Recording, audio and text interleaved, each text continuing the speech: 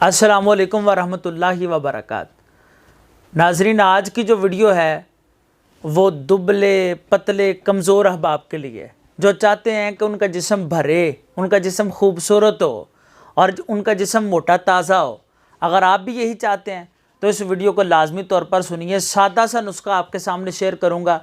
इंशाल्लाह आपका कमज़ोर दुबला पतला जो जिस्म है वो मोटा ताज़ा हो जाएगा, खूबसूरत हो जाएगा।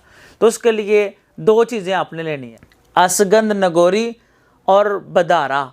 इनको आपने हम वज़न ले लेना है। इन दोनों का आप सफ़ूफ बना लें और इनकी मिकदार के बराबर आपने कूज़ा मिश्री ले लेनी है, उसमें डाल लें, मिक्स कर लें। सुबह शाम दूध के साथ सिर्फ 6 माशा आप इस्तेमाल करें। चंद ही हफ्तों में आपको अपना जिस्म खूबसूरत नज़र आना शुरू हो जाएगा, भरना शुरू हो जाएगा, कमज़ोरी ख़त्म हो जाएगी और आपका दुबला पतला जो जिस्म है वो माशाल्लाह मोटा ताज़ा जिस्म हो जाएगा।